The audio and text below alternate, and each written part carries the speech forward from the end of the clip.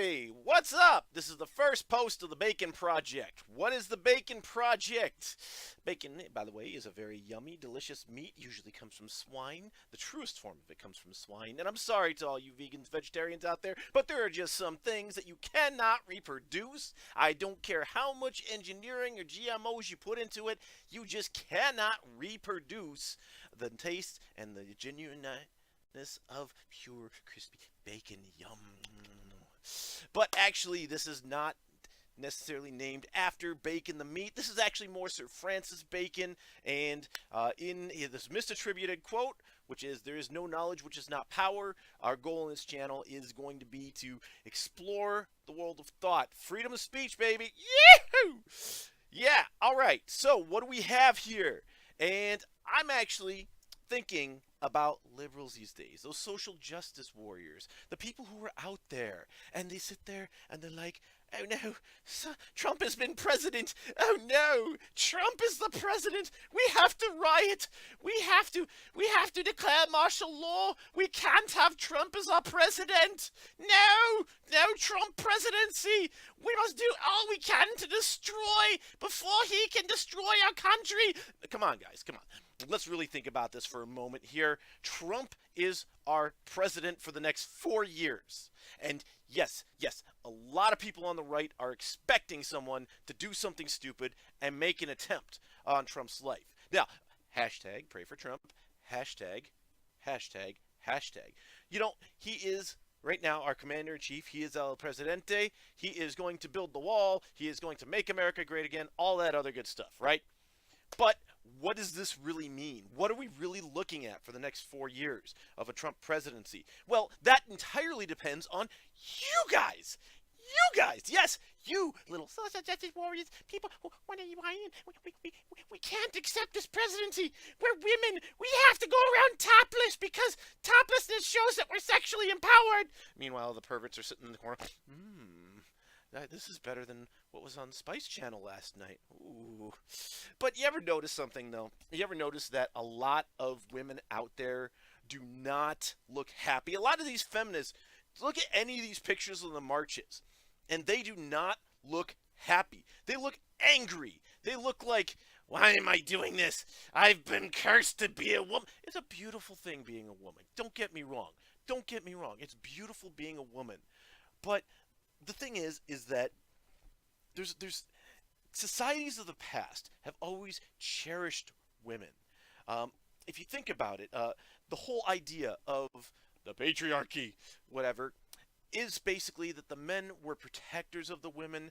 They were basically to take and to make sure that women are well cared for, and women had a protected status in society. It meant that we weren't sending them off to war. And why? You want to look at it from an evolutionary standpoint. Why? Well, good thought there. Evolutionary standpoint, women are the breeders. They're the ones who actually, if you have a willing man, which is not hard to find, who is willing to lay down with a woman, she's the one who's going to bear the children to term. She's the one who has the future, and she is the one who can continue to crank out kids, ensuring the longevity of the human race. That's sweet. That's awesome. But the problem is that these women want to be not equals with men, but superior.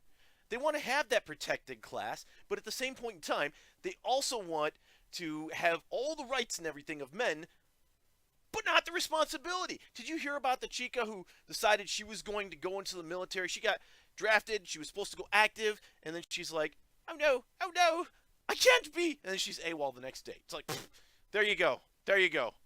There's your equality right there. Skipped out on us. That's not my point. That's not my point for this one. The main thing I want to address is, as it says in that section right there. You see right there, the title bar? It says about the SWJs and the military and the martial law, stuff like that. Yes, so, martial law. Social justice warriors. What is your problem? What is your problem? Okay? You guys don't want Trump to be a dictator. You don't want him to be a dictator. You don't want him to crash and remove freedoms. You don't want him to become the next Scheinsführer, Adolf Hitler. So what are you doing? You're going out. You're breaking stuff. You're breaking Starbucks. You're breaking U.S. Bank. People who, by the way, did back Hillary Clinton, by the way, your candidate. So just a little thought there. But you guys are going out and you are breaking this stuff. And in your breaking the stuff, what are you really doing? What are you really doing? What you're doing is you're actually causing more and more havoc. And it comes to a tipping point where when you cause so much chaos that the government has to step in to restore law and order. And so, Trump, at some point, you guys will push it too far. And he will have no choice but to start calling martial law in some of these cities where you guys are doing your stuff, where you're sitting there and you're like, oh, we have to run around topless. We have to smash stuff. We have to burn Molotov cocktails. Burn this ghetto to the ground. You know, you guys, you got to really think this stuff through because you're going out there, you're trying to burn the place to the ground, and yes, it feels cathartic. It's something that's like, oh, it's so nice. It's so great. It's so awesome. But no, the problem is that after a while, people will want law and order. And Mr. Piggy, I'm law enforcement. He is not going to be enough. He is not going to be enough to protect your favorite Starbucks, which you're already smashing, so I guess who cares? Your favorite coffee shops, Central Perk maybe, you know? He's not going to be able to protect your homes. He's not going to be able to protect your places of work if you're working, which you should be. He's not going to be able to protect that. So Mr. Officer is going to go to his supervisor, who's going to go to eventually chiefs of police, heads of police, commissioners, even the mayors, and they're going to start asking for the military to come in. And what happens when the military comes in, guys? What happens to these guys? Well, this is very simple here. When the military comes in, then martial law is declared. And what happens in martial law? Your rights go out the window. Your rights go out the window. Think about that for a moment. Think about that. If you keep up all this crap, you will eventually get to a point where mayors, governors, even Trump himself will have no choice but to declare martial law. And when he declares martial law, you will have no one but yourself to blame. And why will you have no one but yourself to blame? Because you were the idiots who went out, rioted, tore up stuff, burned stuff to the ground, and acted like idiots. And in doing this, you forced the hand in the direction you didn't want them to go. You became your own self-fulfilling prophecy. I want you to think about that. Just get your stool, sit in the corner there, Billy. Sit down. Come on, Billy, social justice warrior. Or I'm sorry, LaFonde, or some other weird name that nobody really pronounces. Lamangelo. Sit down in your corner and think about it. Do you want military men with rifles? They're not assault weapons, by the way. You got to know your guns, guys. Men with rifles to come in and determine when you can be out, where you can be, what are approved locations, and what are approved activities.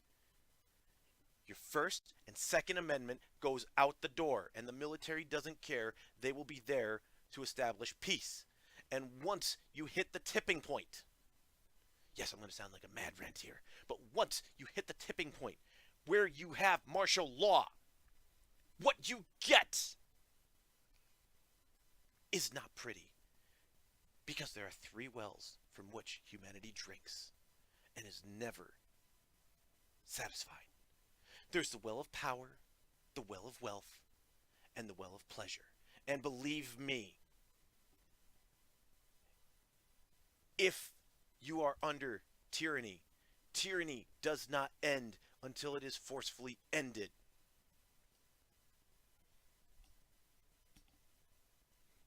And we don't want martial law in the States. We do not want this country to go down that road to where it is easy enough for an abusive person to take power and because of existing laws, be able to oppress the people. Bacon Project! Fry up some bacon, chew on it, and we will catch you next time.